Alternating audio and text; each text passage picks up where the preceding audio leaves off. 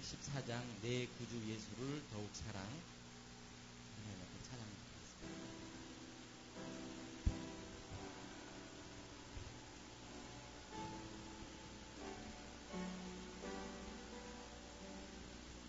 내 구주 예수를 더욱 사랑. 엎드려 비는 말 들으소서.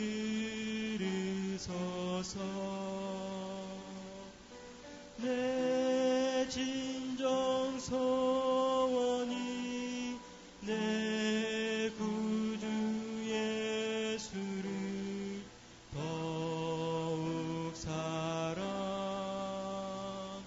더욱 사랑. 이전엔 세상 나 기뻤어도 지금 내 기쁨은 오직 예수. 다만 내 비는 말 내 구주 예수를 더욱 사랑,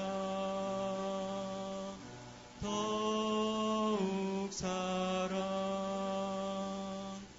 이 세상 떠날 때 찬양하고 숨질 때 하는 말 이것일세. 다만 내 비는 말 내 구주 예수를 더욱 사랑, 더욱 사랑. 할렐루야. 한 장 더 하시겠습니다. 넘겨서 323장.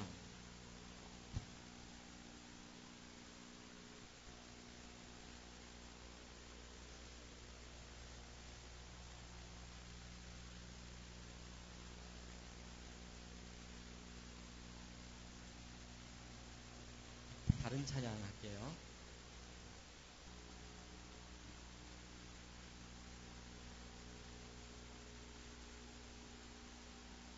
(337장) 할까요?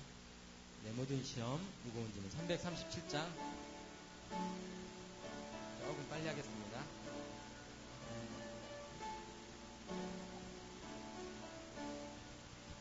내 모든 시험 무거운 짐을 주 예수 앞에 아뢰이면 근심에 쌓인 날 돌아보사 내 근심 모두 맡으시네. 무거운 짐을 나 홀로 지고 견디다 못해 쓰러질 때 불쌍히 여겨 구원해 주리. 은혜의 주님 오직 예수. 내 모든 괴로움 닥치는 환난 주 예수 앞에 아뢰이면 주께서 친히 날 구해 주사 넓으신 사랑 베푸시네. 무거운 짐을 나 홀로 지고 견디다 못해 쓰러질 때 불쌍히 여겨 구원해 주리. 은혜의 주님 오직 예수. 내 짐이 점점 무거워질 때 주 예수 앞에 아뢰이면 주께서 친히 날 구해 주사 내 대신 짐을 져주시네. 무거운 짐을 나 홀로 지고 견디다 못해 쓰러질 때 불쌍히 여겨 구원해 주리. 은혜의 주님 오직 예수. 마음에 저여 무거운 죄를 주 예수 앞에 아뢰이며 예수는 나의 능력이 되사 세상을 이길 힘주시네. 무거운 짐을 나홀로 지고 견디다 못해 쓰러질 때 불쌍히 여겨 구원해 주리. 은혜의 주님 오직 예수. 이 시간 조용히 눈을 감으시고 묵상하는 시간을 갖도록 합니다. 오늘 드려질 예배를 위해서, 말씀 전하실 목사님을 위해서 오늘 예배가 더욱더 풍성한 예배가 될 수 있도록 해달라고 조용히 눈을 감으시고 묵상하시겠습니다.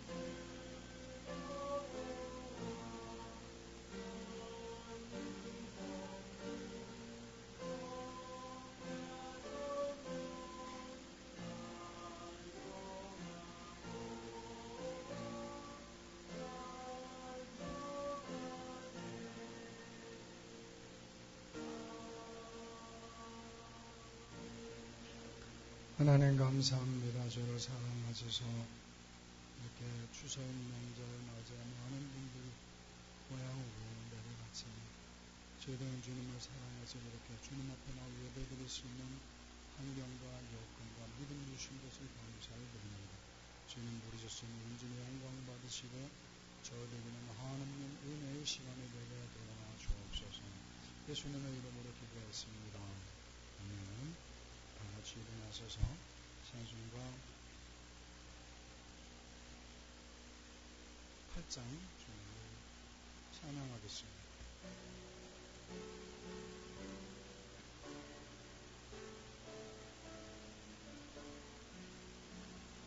거룩 거룩 거룩 전능하신 주님, 이른 아침 우리 주를 찬송합니다. 거룩 거룩 거룩 자비하신 주님, 성삼위일체 우리 주로다.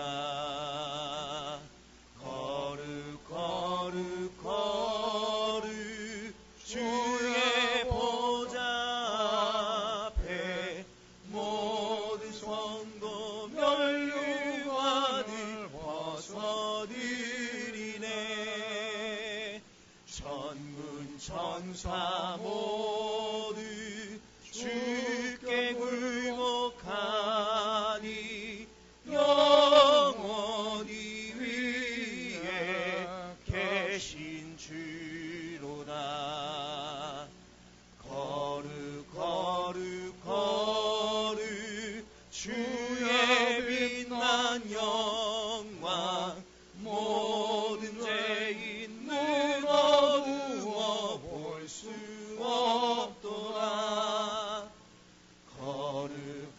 하신 이가 주님밖에 없네. 온전히 덮네 하신 주로다. 거룩 거룩 거룩 전능하신 주님, 천지 만물 모두 주를 찬송합니다. 거룩 거룩 거룩 전능하신 주님, 성삼위일체 우리 주로다. 아멘. 교동문 37번 함께 교도갑니다. 찬송가 맨 뒤에 교동문이 나옵니다.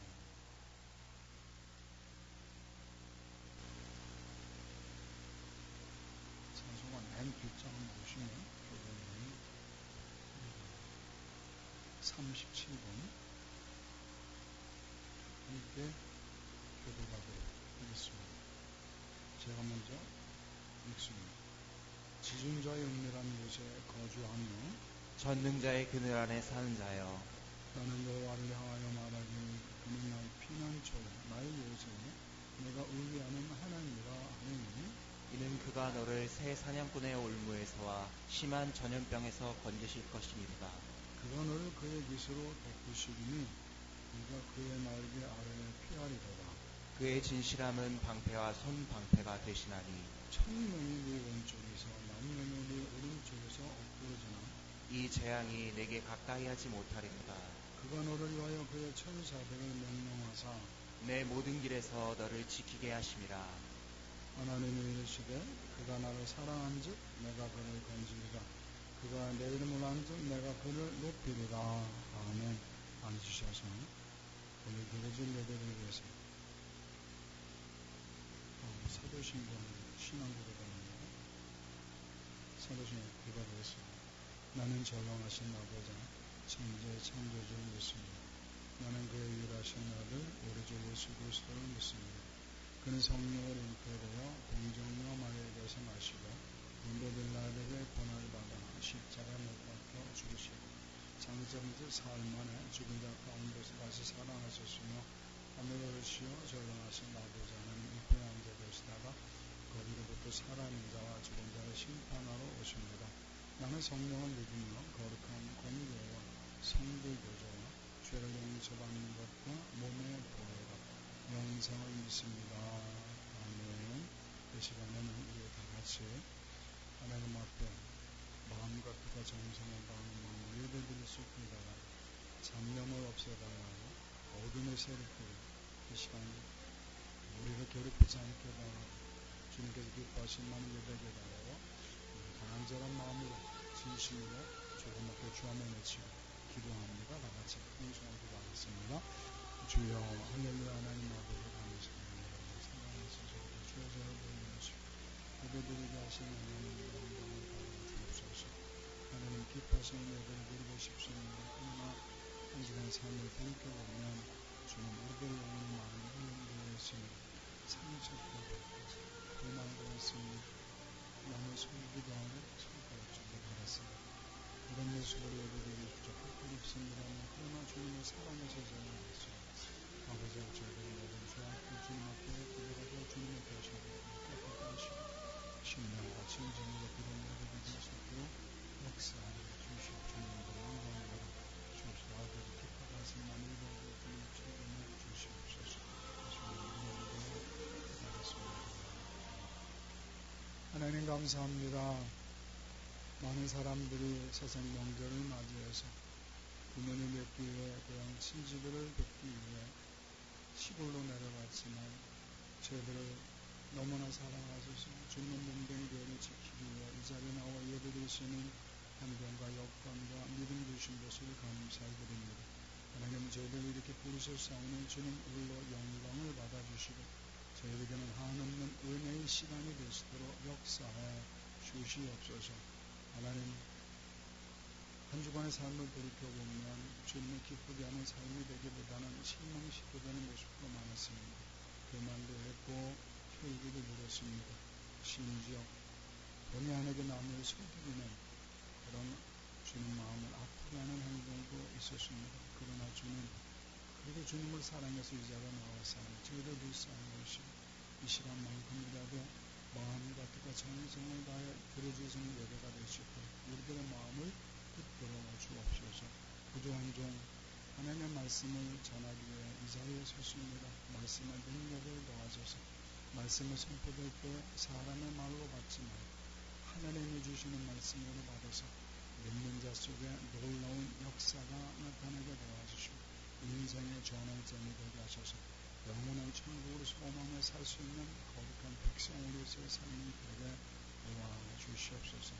주님, 명절인데도 시골에 가지를 못하고 주님을 섬기기 위해서 식당 봉사로 또 보르세트로 성가대로 반주하러 주일 교회에서 봉사하시는 귀한 분들을 기억하시고 하나님의 놀라운 축복을 허락해 주시옵소서. 예배 시간을 주님께 맡기며 예수님의 이름으로 기도했습니다.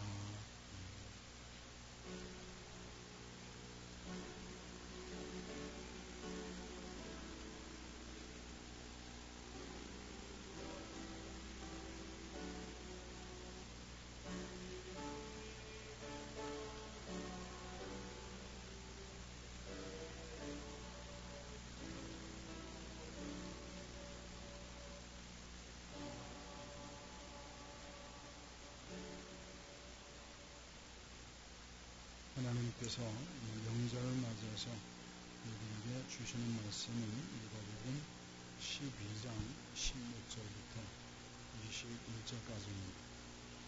누가복음 12장 16절부터 21절까지 제2페이지로 신약성경 114쪽입니다.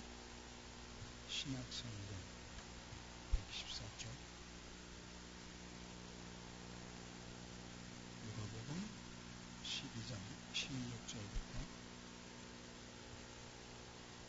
21절까지 교독하도록 하겠습니다. 고맙습니다. 원사님께서 도와주시고 함께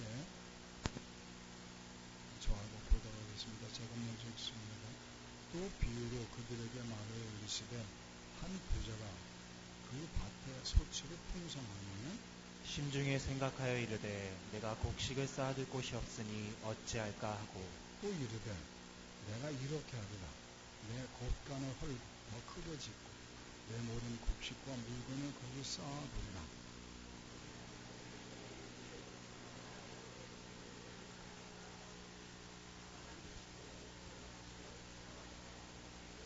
하나님은 이르시되 어리석은 자여 오늘 밤에 내 영혼을 너로 찾으려니 그러면 네 준비한 것이 누구의 것이 되겠느냐 하셨으니 자기를 위하여 샘을 쌓아두고 하나님께 대하여 보여하지 못한 자가 이와 같으니라.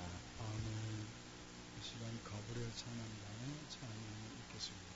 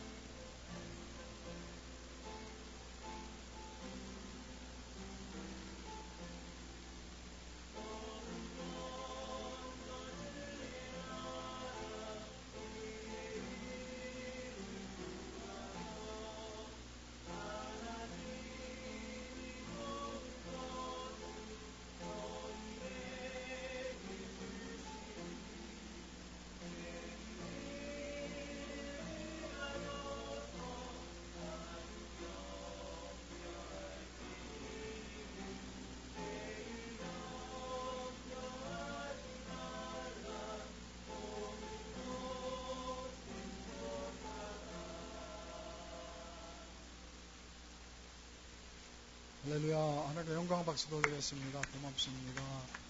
고맙습니다. 오래신 부부께서는 의무하시겠습니다. 사랑하는 아드님께서 치유를 하시고 영혼은 반질하시고 자, 이 부분으로 인사 한번 나눕시다. 은혜 많이 받으세요.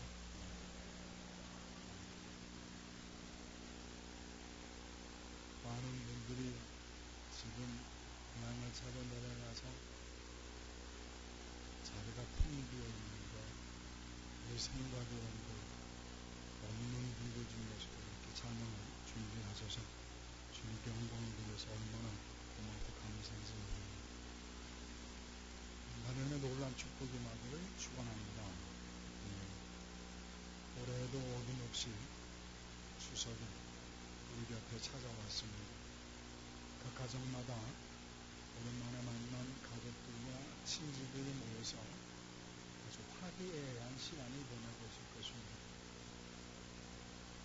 모쪼록 바라건대 이번 명절 연휴 동안 우리 모든 성도님들도 즐거운 시간을 만끽할 수 있기를 주님의 이름으로 축원합니다.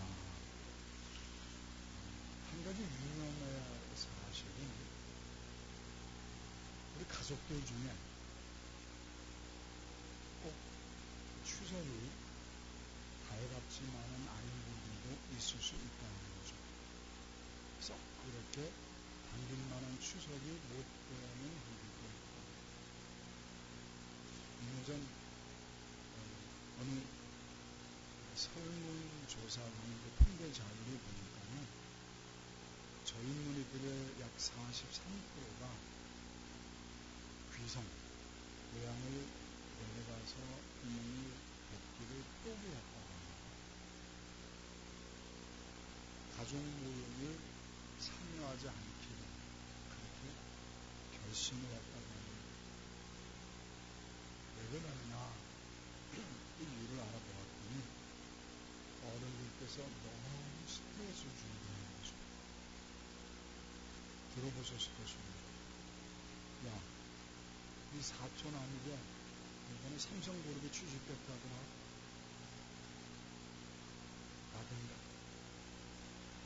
너 아직 소식 없냐? 취직 안 됐어? 야, 일고만 있지 말고 아르바이트라도 좀 하지 그래. 내가 취직 자리 좀 알아봐 줄까? 라든가, 너 아직 결혼되어 있는 거냐? 부모님 생각 좀 해야지.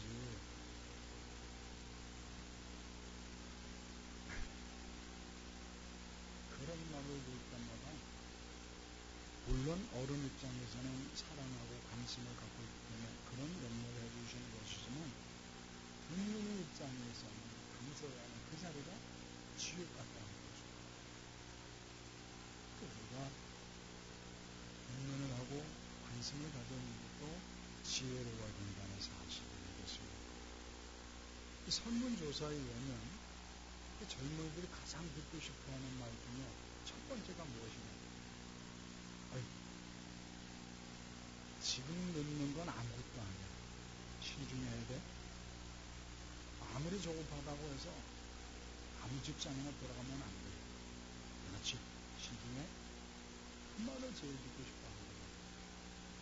두 번째로 듣고 싶어 하는 말. 야, 다른 사람들은 말에 흔들리지 마라. 소신도 댕기며 그런 말을 듣고 싶어 하는 거야. 그러면서 용돈 좀 줄까? 그럼 나 너 믿어. 너 해낼 거야. 너무 조급하지 마. 좋은 소식 들을 거야. 그런 말을 들을 때 젊은이들은 큰 힘이 되고 위로가 된다고 합니다. 우리 사랑하는 성도님들, 그런 영절 연휴를 보내면서 이렇게 용기를 주고 위로를 줄 수 있는 그런 건강하고 유익한 조언을 통해서 모두가 다 즐거운 명절, 즐거운 아름다운 추억을 만들 수 있기를 주님의 이름으로 축원합니다. 오늘 본문 말씀은 부자에 관한 예수님의 비유입니다. 한 부자가 있었습니다. 어느 해인가 큰 풍년을 맞이해서 그 부자도 풍성한 곡식을 수확할 수 있었습니다. 얼마나 기뻤겠습니까? 부자가 그런 생각을 합니다. 야, 대풍을 맞이했는데 이 곡식을 어디다 쌓아둔가? 이렇게 해야 되겠다. 곡간을 얼고도 크게 짓고 그곳에 곡식을 쌓아두고 물건도 쌓아두고 내가 평안히 쉬고 먹고 마셔야겠다.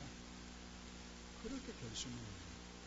그런데 그렇게 기뻐하며 추수기를 맞이해 대풍을 맞이한 그 부자가 기뻐하며 미래를 계획하는데 하나님께서 그 부자를 향해서 꾸짖습니다. 이 어리석은 자여 라고 합니다. 오늘 이 시간에는 하나님께서 왜 그 부자를 꾸짖었는지 그 이유를 함께 살펴보고자 합니다. 왜 추수기를 맞이해서 대풍을 맞이해 많은 곡식을 수확할 수 있던 그 부자가 당연히 기뻐하면서 미래를 설계하는 것은 그보다 자연스러운 일인데 왜 하나님께서는 그런 부자를 향해서 어리석은 자여라는 꾸중하셨을까 하는 거죠. 우리가 그것을 왜 알아봐야 되느냐? 우리도 지금 추석을 맞이해서 기뻐하고 있는데 혹 우리의 모습 속에 예수님께서 꾸짖었던 그 부자의 모습 속에 우리 또한 부자 같은 어리석은 모습은 없는지 우리가 그것을 돌아보면서 그 부자의 어리석음을 타산지서 받는 교사라 삼아서 우리는 어리석은 자가 아니라 오히려 부유한 인생, 풍요로운 인생의 주인공이 될 수 있기를 주님의 이름으로 축원합니다. 그 오늘 본문의 제목을 함께 따라해 봅니다. 부요한 삶을 위하여. 사랑하는 성도님들, 오늘 이 시간에 왜 우리 하나님께서 그 부자를 향해서 어리석은 자라고 말씀하셨는지 그 이유를 살펴보고 반면 교사라 삼아서 그것을 교훈 삼아서 우리 모든 성도님들은 복된 신앙은 부유한 신앙이 될 수 있기를 주님의 이름으로 축원합니다. 그러면 부유한 인생은 어떤 인생이냐? 우리 하나님께서 부자의 어떤 모습을 보시면서 너는 이러지 말아라 그렇게 가르쳐합니다. 감사해야 합니다. 따라합시다. 감사하는 생활을 하자. 감사하는 생활을 하자. 본문 말씀 17절부터 19절까지 함께 읽어보겠습니다. 17절부터 19절 화면에도 기록되었습니다. 심중에 생각하여 이르되 내가 곡식을 쌓아둘 곳이 없으니 어찌할까 하고 또 이르되 내가 이렇게 하리라. 내 곡간을 헐고 터 크게 짓고 내 모든 곡식과 물건을 거기 쌓아두리라. 또 내가 내 영혼에게 이르되 영혼아 여러 해 쓸 물건을 많이 쌓아두었으니 평안히 쉬고 먹고 마시고 즐거워하자 하리라 하되 많은 곡식을 수확할 수 있는 그 부자가 기뻐서 그가 생각합니다. 그가 중얼거립니다. 내가 곡식 쌓아둘 곳이 없으니 어찌한가? 내가 이렇게 해야 되겠다. 내 곡간을 하고 더 크게 짓고 그리고 내 모든 곡식과 물건 거기에 쌓아두고 그리고 내가 내 영혼에게 말하기를 내 영혼아 오래 쓸 물건을 많이 쌓아두었으니 평안히 쉬고 먹고 마시고 즐기자. 그래야 되겠다. 그렇게 중요합니다. 그런데 흥미로운 것은 지금 부자가 중얼거리는 이 짧은 문장 속에 내가라는 표현을 몇 번이나 사용하고 있습니까? 6번이나 사용하고 있습니다. 내가 곡식 쌓아두고 있습니다. 내가 이렇다구나. 내 곡간을 헐고 내 모든 곡식 내가 내 영혼에게 내가라는 표현을 무려 6번이나 이 짧은 문장 속에 부자가 흘러가고 있습니다. 그런데 더 흥미로운 것은 원문에 가깝게 번역된 영어 성경을 보면요 6번이 아니라 무려 11번이나 기록되어 있습니다. 지금 제가 화면을 보시면 가로 쳐놓은 게 있죠. 가로 쳐놓은 게 원문에 들어있는 내가라는 거죠. 내가 내 곡식을 쌓을 것이 없으니 내가 어찌할까 하고 또 일부 내가 이렇게 하보다 내가 내 곡간을 하보다 그게 있고 내가 내 모든 곡식과 내 물건은 거기서 또 내가 내 그게 바로 원문에 가까운 점. 무려 이 짧은 문장 속에 부자는 11번이나 내가 내 이런 표현을 사용하고 있습니다. 성경이 지금 우리에게 무엇을 지적하고 싶은 걸까요? 부자는 지금 영적 소경이라는 것을 지적하고 있습니다. 부자는 지금 하나님의 세계를 보지 못하고 있다고. 세상을 창조하시고 세상을 이끌어가시며 우리에게 풍년을 가져다 주신 그 하나님의 세계를 바라보지 못하고 지금 부자는 자기 세계에 몰두해 있는 영적 소경이라는 사실을 우리에게 깨우쳐 주면서 그래서 네가 어리석은 자다 라고 말씀하십니다. 좀 더 구체적으로 시편 65편 10절입니다. 시편 65편 10절 함께 읽어보도록 하겠습니다. 시편 중간을 펴시면 시편이 등장합니다. 시편 65편 10절입니다. 시편 65편 10절 함께 있습니다. 주께서 밭고랑의 물을 넉넉히 대사 그 이랑을 평평하게 하시며 또 담비로 부드럽게 하시고 그 싹에 복을 주시나이다. 하나님께서 복을 주셨다. 한마디로 말하면 그렇습니다. 세상을 창조하시고 세상을 이끌어가시는 그 하나님께서 풍년을 안겨주신 것이다 라고 말씀하고 있습니다. 그러니까 지금 부자가 많은 곡식을 수확할 수 있었던 하나님의 전적인 은혜라는 사실을 우리에게 말씀하고 있습니다. 하나님께서 그 밭고랑에 물을 넉넉히 대어서 그 이랑을 평평케 하시기 위해서 하나님께서는 충분한 비를 내려주셨을 뿐만 아니라 또 가끔씩 단비를 내려주셔서 그 땅을 촉촉하게 그 땅을 아주 부드럽게 만들어 주셔서 우선님 싹이 복되게 하셨다. 그래서 풍년을 맞이할 수 있었고 그래서 그 부자는 풍성한 곡식을 많은 곡식을 수확할 수 있었다. 하나님이 함께 하셨기 때문이다라는 사실을 우리에게 가르쳐 줍니다. 그런데 부자는 착각하고 있습니다. 자기가 다 이룬 줄 압니다. 내가 자기가 열심히 노력했고 자기 능력이 있고 자기 힘이 있었기 때문에 그런 풍성한 수확을 거둘 수 있었다고 착각합니다. 물론 우리는 성공하기 위해서 정말 최선을 다해야 합니다. 열심히 살아야만 합니다. 철저하게 계획을 세우고 그리고 목표를 향해서 열정을 갖고 정말 열심히 달려가만 합니다. 그러나 우리는 경험을 통해서 너무 잘 알지 않습니까? 그렇게 열심히 산다고 해서 다 성공하고 다 부자 됩니까? 그렇지 않습니다. 그렇게 열심히 살고 열정을 다해서 애쓴다고 다 부자 되고 다 성공할 것 같으면 가난한 사람이 왜 있습니까? 하나님이 함께 하신다는 사실을 깨닫게 해주는 이름으로 축원합니다. 우리는 열심히 일하고 목표를 향해 열정을 다해 달려가지만 하나님께서 좋은 날씨를 주시고 때를 따라 담비도 내려주시고 또 나에게 좋은 사람들을 붙여주었을 때 나는 성공의 현장에 달려갈 수 있는 거예요. 그럴 때 부자처럼 풍성한 수확을 얻을 수 있는 거예요. 그런데 부자는 그 사실을 몰라요. 하나님이 함께 하심으로 그가 그렇게 큰 축복을 누릴 수 있었다는 사실을 전혀 깨닫지 못했던 영적 소경이었다. 그래서 지금 하나님께서 널 어리석은 자다 라고 알고 꾸짖고 계신 것이죠. 사랑하는 성도님들, 하나님의 은혜임을 알고 감사할 수 있도록 주님의 이름으로 축원합니다. 감사할 줄 모르는 자는 불행한 사람입니다. 탈무드에 이런 말이 있습니다.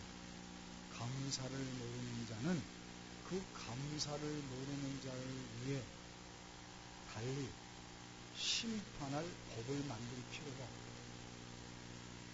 감사할 줄 모르기 때문에 그를 심판할 법을 따로 만들 이유가 없다. 왜? 감사를 모르는 자는 이미 불행이라는 벌을 받고 있기 때문입니다.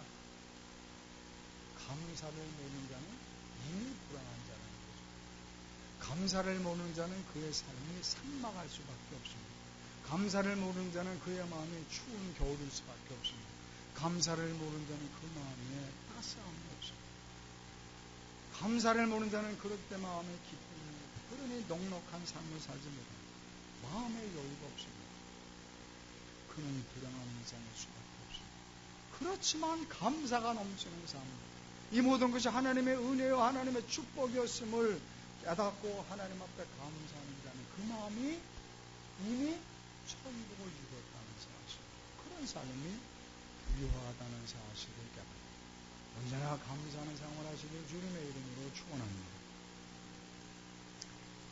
미국 지방 신문에 실렸던 기사가 있습니다.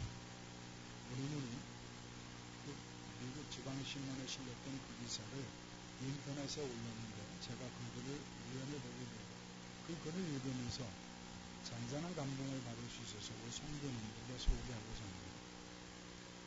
미국 어느 대기업의 전무이사로 활동하던 한 주님이 있었습니다. 나이가 40대 중반 정도 됐는데 어느 날 갑자기 고혈압으로 쓰러지면서 반신불수가 돼서 평생을 병원에서 병상 생활할 수밖에 없는 그런 처지가 되고 말았습니다. 그러니 자기 자신이 생각할 때 얼마나 기가 막히겠습니까? 한참 지금 성공을 위해 달려갈 그 시점에 남들은 그렇게 열정적으로 목표량을 달려가는데 자기는 지금 병상에 누워있으니 기가 막힙니다.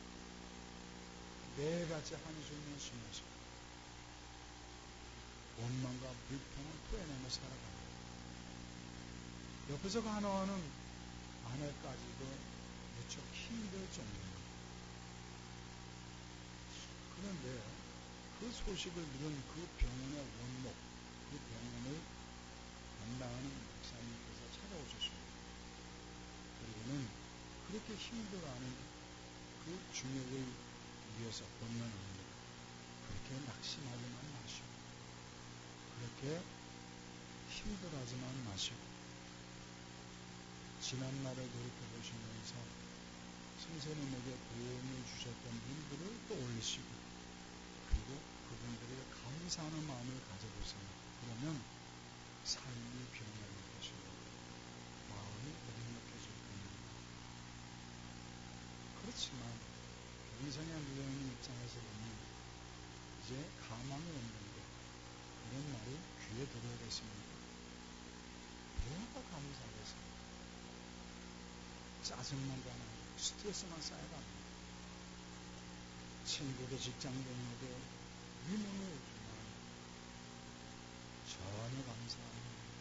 심지어 내 곁에서 지극정성으로 돌보아주는 아내마저도 짜증스럽구나. 그런데 그렇게 짜증스러운 하루하루를 보내던 어느 날 가만히 생각해 보니까 이래서는 안 되겠다는 생각이 듭니다. 목사님 생각이 듭니다. 지난날을 돌이켜보면서 자기도 도움을 주었던 사람을 생각해내고 감사하라는 그 말이 기억이 났습니다. 누워있는 동안에 자기에게 도움을 주었던 분이 누구였을까? 그렇게 헤아려 보던 중에 가슴이 뭉클해지는 어느 한 인물을 떠올렸습니다. 그분이 누군가 하면 자기 어렸을 때 초등학교 때 담임을 맡고 계시던 여선생님이셨습니다. 초등학교 시절 때 그분은 공부를 썩 잘하는 편이 못 되어서 늘 위축된 생활을 하고 있었습니다. 중립된 생활을 하고 있었습니다. 그런데 그 여선생님만큼은 그에게 늘 힘이 되어졌다는 거죠. 아무개야 힘내라. 나는 너를 믿어. 너는 분명 너는 잘할 수 있어. 그러니 얘야 너는 너 자신을 믿을 수 있어. 힘내. 선생님이 너를 믿는다니까. 그 말을 들으면서 그렇게 위축되어 있던 자기가 용기를 내고 그 마음이 건강해졌다고 긍정되었다는 거죠. 그런데 그 후로 그동안 자기가 전무이사라는 중역의 자리에 이르기까지 자기가 성공하는 것이 자기 힘, 자기 노력,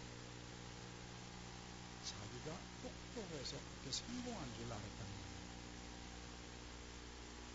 그런데 가만히 누워있다 보니 내가 착각하고 있었구나라는 사실을 깨달았다. 자기가 그 전무이사라는 중역의 자리에까지 얼마나 많은 어려움이 있었는데 그 어려움이 있을 때마다 문득 떠오르는 그 말.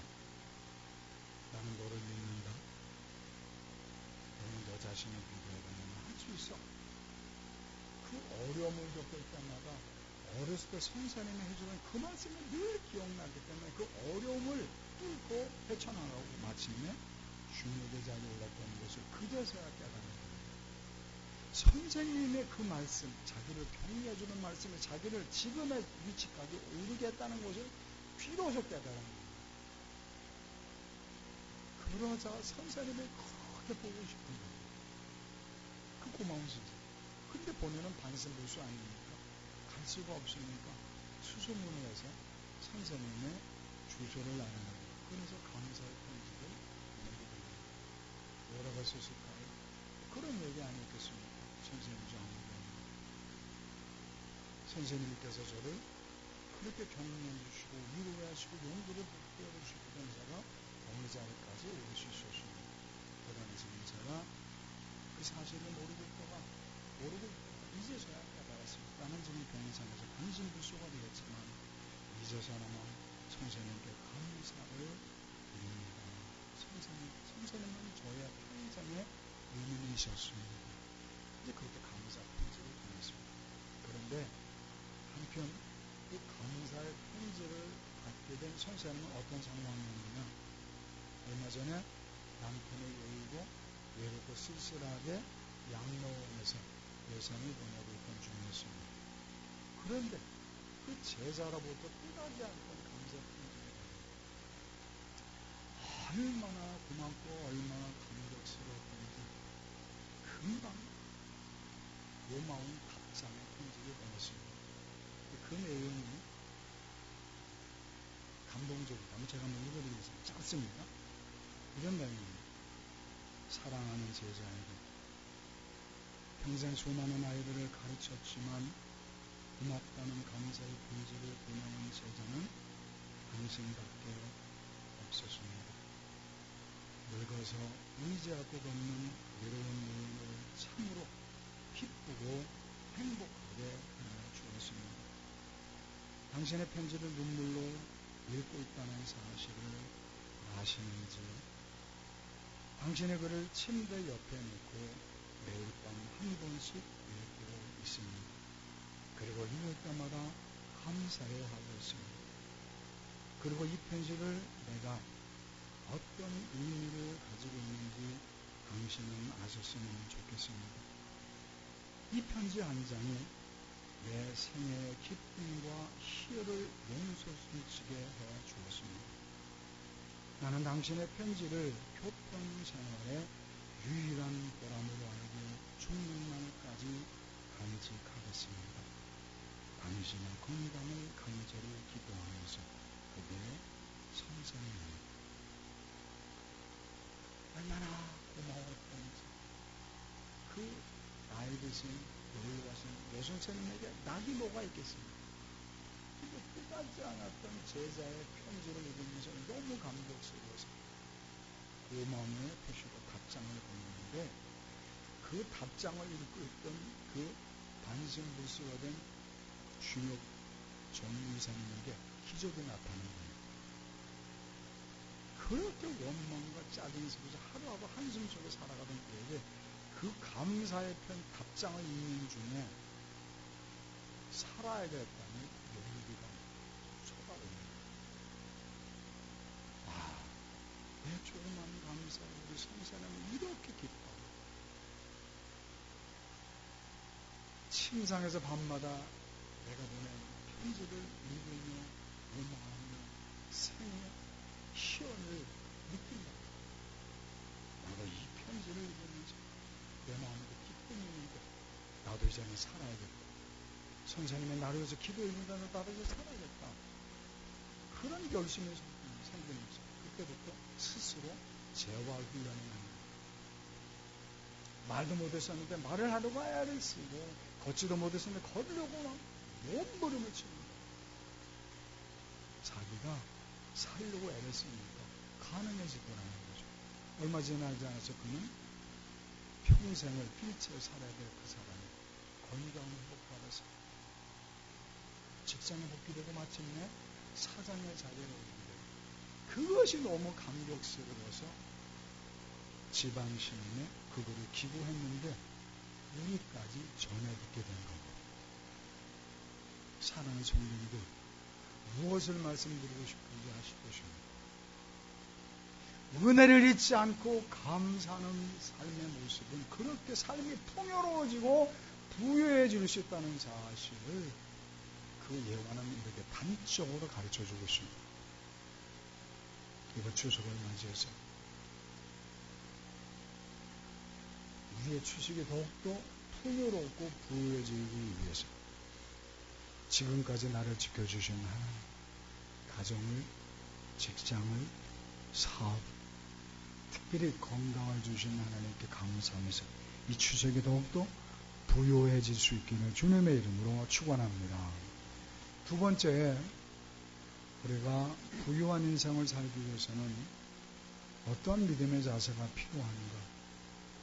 나누고 베푸는 삶이 있어야 한다는 사실입니다. 따라합시다. 나누고 베풀자. 나누고 베풀자. 19절 말씀 함께 읽어봅니다. 19절 말씀. 시작. 또 내가 내 영혼에게 이르되 영혼아 여러 해 쓸 물건을 많이 쌓아두었으니 평안히 쉬고 먹고 마시고 즐거워하자 하리라 하되. 많은 곡식의 수확을 거둘 수 있었던 이 부자는 스스로 그렇게 생각합니다. 내가 여러 해 쓸 물건을 많이 쌓아두었어. 내가 내 영혼에 이렇게 말해야 되겠다. 내 영혼아, 여러 해 쓸 물건을 많이 쌓아두었으니 이제는 평안히 쉬고 먹고 마시고 즐거워하자. 그는 지금 자기 자신만의 즐거움에 도취되어 있습니다. 그가 어떤 자이기 때문에 자기밖에 모르는 자기 중심적 사람이기 때문에 그는 조금 전에도 말씀드렸던 것처럼 자기밖에 모르는 내가 자기밖에 모르는 자입니다. 성경학자 중에 윌리엄 바클레이라는 교수님이 계셨습니다. 그 교수님께 한 학생이 질문을 드립니다. 교수님, 그 부자의 비유 중에서 그 부자가 내가 내라고 하는 단어는 무슨 의미를 갖고 있습니까? 왜 성경은 내가 나라는 것을 자꾸 강조하고 있는 겁니까? 그때 교수님은 이렇게 대답하셨다고 합니다. 거기서 내가 내라고 하는 의미는 그가 철저하게 침략할 마음을 가지고 있는 자기중심적 사고방식의 사람이다. 내가 나라는 것은 침략의 대명사입니다. 라고 대답했다고 합니다. 무슨 뜻이냐? 그 부자는 침략적일 만큼, 공격적일 만큼 철저하게 자기 중심, 자기 이기적이라. 자기밖에 모르는, 남을 모른다는 거죠. 자기밖에 모르는 사람. 성도님들 명심하셔야 합니다. 철저한 이기주의자는 철저한 영적 가난뱅이라는 사실을 우리 성도님들은 명심하시기를 주님의 이름으로 축원합니다. 하나님께서 왜 그 부자를 어리석다고 말씀하셨다? 자기가 가지고 있는 재물이 자기 소유만의 것이라고. 자기가 소유하고 있는 재물이 자기만 사용하는 재물이라. 자기가 지금 가지고 있는 재물이 자기만을 이용해서 사용하는 것이라고 착각하고 있게 됩니다. 우리가 성경을 또 배운 것처럼 하나님은 우리에게 재물을 왜 맡기셨습니까? 맡기신 이유가 뭡니까? 나만 가지고 내 배만 배불리라고? 아닙니다. 내 주변의 이웃들, 힘들고 어렵게 사는 사람들 함께 도와줘서 함께 천국을 이루라고 내게 맡기신 것입니다. 부자는 자기밖에 몰랐다는 사실입니다. 사랑하는 성도님들, 자기에게만 부여하고 하나님을 향하여, 세상을 향하여, 이웃을 향하여 부여하지 못한 자는 불행한 인생입니다. 거기에는 기쁨이 없습니다. 예수님께서도 말씀하셨습니다. 주는 것이 받는 것보다 복되다라고 말합니다. 사랑하는 성도들, 나누고 베풀므로 인해서 주님 주시는 풍요, 주님 주시는 부요함의 주인공 되시기를 주님의 이름으로 축원합니다. 우리 잘 아는 그 노벨 평화상을 수상하셨던 마더 테레사 수녀님의 이런 고백이 있습니다. 이런 간증이 있습니다. 잠깐 들어보시기 바랍니다. 그분이 이렇게 고백합니다. 어느 날 밤 한 남자가 나를 찾아와 말했다. 수녀님, 아이들이 8명이나 되는 가정이 있습니다. 그들은 너무 가난해서 벌써 여러 날 동안 아무것도 먹지 못했습니다. 그 남자의 말을 듣고 내가 그 남자와 함께 그 집을 찾아갔을 때 아이들은 오랜 영양실조로 얼굴이 뼈만 남아 있었다. 그들의 얼굴에는 슬픔이나 불행 같은 표정은 없었다. 단지 배고픔에 깊은 고통만이 있을 뿐이었다. 나는 그 집의 어머니에게 쌀을 주었다. 그러자 그녀는 쌀을 2 몫으로 나누더니 절반을 들고 밖으로 나가는 것이었다. 그녀가 돌아왔을 때 내가 물었다. 어디 갔다 오셨습니까? 그녀는 간단하게 이렇게 대답했다. 이웃집에요. 그 집도 배가 고프거든요. 나는 그녀가 쌀을 나누어 준 것에 대해서 그다지 놀라지 않았다. 가난한 사람은 실제로 더 많이 나눌 줄 아닐까. 하지만 정말 내가 놀란 것은 그녀가 이웃집이 배가 고프다는 것을 알고 있다는 것이었다. 대개 우리 자신이 고통을 받고 있을 때는 자신만의 고통을 생각하지만 다른 사람들의 고통에 대해서는 마음에 쓸 여유가 없기 때문이다. 라고 테레사 수녀님은 적고 있습니다. 사랑하는 성도님들, 비록 내가 배가 고플지라도 그런 상황 속에서조차 이웃의 배고픔을 돌아볼 줄 아는 그런 마음의 소유자가 되셔서 부유한 인생 되시길 주님의 이름으로 축원합니다. 나눌 수 있는 삶이 되어야만 합니다. 인류의 조상 아담과 하와가 에덴 동산에서 범죄하고 나서 그들이 불행해질 수밖에 없었던 것은 탐욕 때문이었습니다. 이 탐욕이 인생을 불행하게 만듭니다. 이 불행한 인생을 우리가 벗어나고 오히려 부유한 인생을 살아가기 위해서는 단 한 가지 방법, 나누고 베푸는 방법밖에 없습니다. 예수님이 그걸 우리에게 가르쳐 주셨습니다. 예수님은 평생을 나누고 베푸는 삶을 사셨고 죽음에서조차까지 예수님께서는 당신의 피와 당신의 살을 나누어 주셨습니다.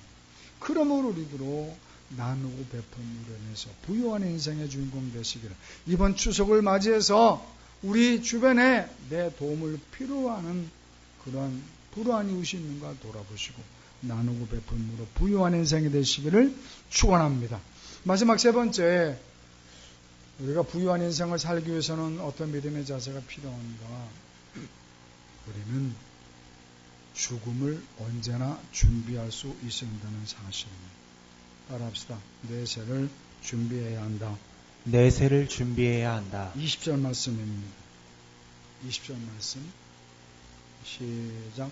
하나님은 이르시되 어리석은 자여 오늘 밤에 내 영혼을 도로 찾으리니 그러면 내 준비한 것이 누구의 것이 되겠느냐 하셨으니, 자기 즐거움이 도취져서 열의 슬건을 많이 모아서 두었으니 평안히 쉬고 먹고 마시고 즐기자. 그렇게 중얼거리던 기쁨에 젖어있던 부자를 향해서 하나님 뭐라 말씀하십니까? 이 어리석은 자여 오늘 밤에 내 영혼을 도로 찾겠다 말씀하십니다. 성도님들, 도로 찾겠다는 의미가 무엇입니까? 하나님께서 그 생명을 주셨다는 것을 전제로 합니다. 하나님이 세상을 창조하시고 그 모자를 창조하시고 그에게 생명을 불어넣으시고 그를 하나님의 선하신 뜻이 있어서 세상에 보내셨는데, 이제 때가 이르러서 당신의 계획 속에 다시 그를 데려가시겠다는 겁니다. 그리고 그때는 그때조차 하나님의 계획 속에 있기 때문에 우리는 알지 못한다는 사실입니다. 그렇기 때문에 우리는 언제 우리가 죽을지 모릅니다. 그러나 오늘 본문의 주인공 이 어리석은 부자처럼 어느 날 갑자기 하나님이 우리를 부르실 수도 있다는 사실입니다. 그렇기 때문에 우리들은 언제나 하나님의 때가 오늘일 수 있다는 사실을 명심하면서 죽음을 준비할 수 있어야 된다. 내생을 준비할 수 있어야 한다는 사실. 하나님이 우리를 오늘 부르신다 할지라도 아무런 미련 없이 후회 없이 우리가 주님의 부르심에 반응할 수 있어야 됩니다. 그러기 위해서 우리는 후회 없는 삶을 살아야 돼요. 어떻게? 항상 감사하는 생활하면서 항상 나누고 베푸는 삶을 살면서 그렇게 부유한 인생을 살다가 주님 부르실 때 아무런 미련 없이 주님의 부르심에 따를 수 있는 복되고 복된 신앙인 되시길 주님의 이름으로 축원합니다. 우리 성도님들, 뉴스를 보신 분은 아시겠지만 지난주 목요일 3일 전이죠. 사우디아라비아에서 큰 참사가 있었습니다. 우리 성도님들 아시는지 모르겠지만 그 사우디아라비아의 이둘 아드하라고 하는 법정 공휴일이 있습니다. 우리나라로 치면 추석에 해당되는 공휴일입니다. 그 공휴일이 되면 그 이스라엘 사람들, 이슬람교도들은 평생의 소원인 성지 순례를 떠납니다. 수백만 명이 그들의 평생의 소원을 이루기 위해서 그들의 성지 메카로 달려갑니다. 저 사진을 보시면 보이십니까? 수백만 명이 모여들어서 성지 순례를 합니다. 근데 얼마나 모여들었던지 순식간에 넘어지면서 그 당시 순식간에 725명이 압살을 당해 죽었습니다. 통계를 보니까 오늘 통계로 760명 정도가 순식간에 죽고 말았습니다. 밀려서 넘어지면서.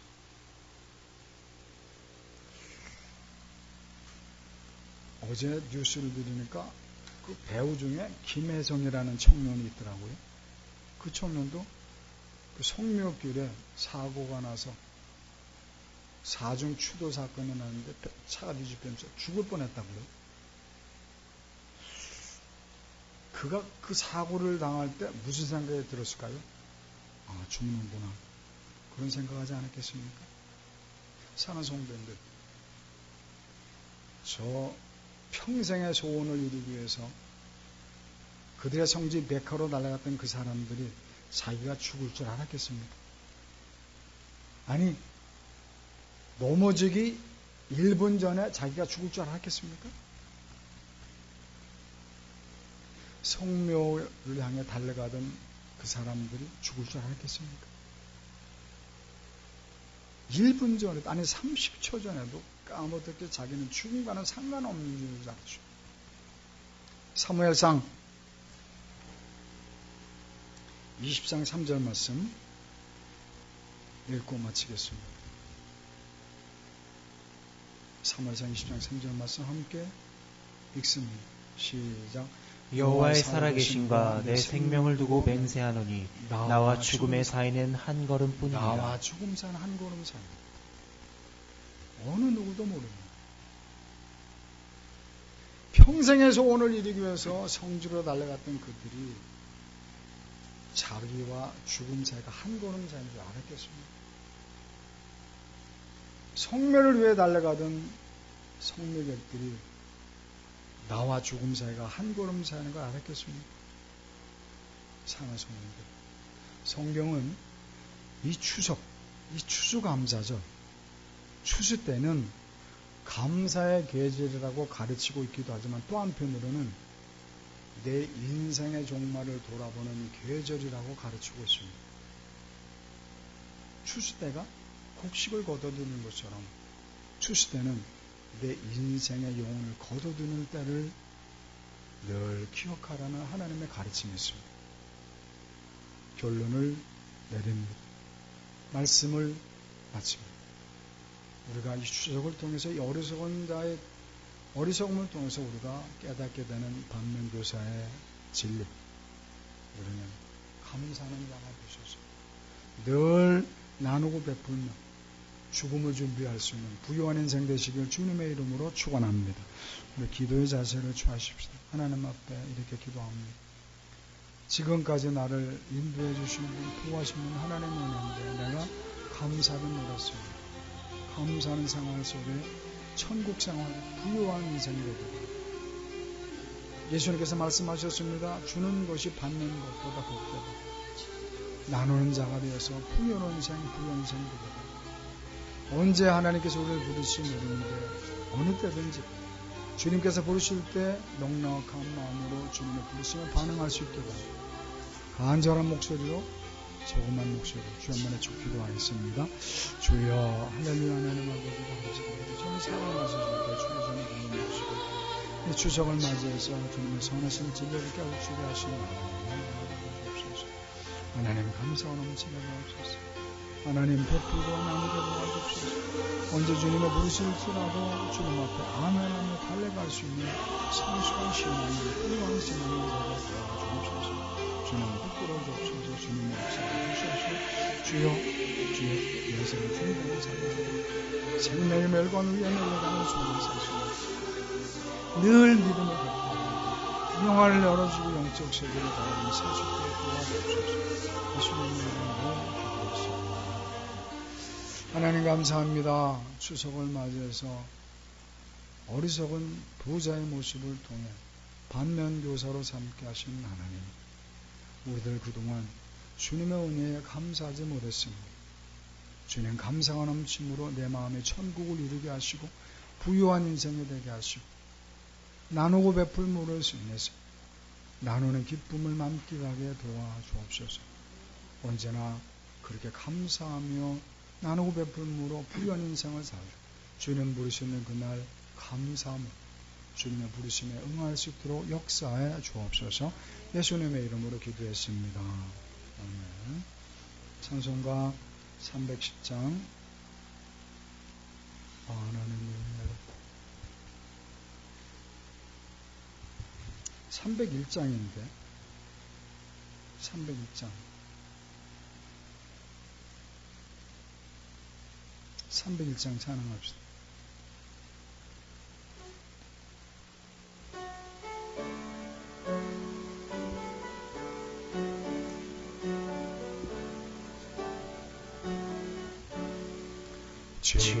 지금까지 지내온 것 주의 크신 은혜라 좀 빨리 하겠습니다. 한이 없는 주의 사랑 어찌 이루 말하랴. 찬하게 나 주의 손이 항상 살펴주시고 모든 일을 주 안에서 형통하게 하시네. 몸도 맘도 연약하나 세임받아 살았네. 물 붓듯이 부으시네. 주의 은혜 족하다. 사랑 없는 거리에나 험한 산길에 맬 때 주의 손을 굳게 잡고 찬송하며 가리라. 주님 다시 배울 날이 날로 다가와 무거운 짐 주께 맡겨 벗을 날도 멀잖네. 나를 위해 예비하시 고향 집에 돌아가 아버지의 품 안에서 영원토록 살리라. 주님 세우신 교회가 좋게 부흥되기를 소원하면서 두 아들 믿음의 배우자 만난 명문가정 소원하면서 11조가 천만원 되기를 소원하면서 하나님의 전하신 사업에 쓰임받기를 소원하면서 추석 명절을 맞아 범사 하나님께 감사드리면서 주님 안에서 바른 삶을 살아가도록 지혜를 주옵소서. 주의 전에서 귀 건축되기를 소원하면서 사랑하는 부모님 아름다운 믿음을 위해서, 사랑하는 남편 귀한 믿음을 위해서, 자녀들을 위해서, 본인의 믿음을 위해서 일선 번제한금을 드렸습니다.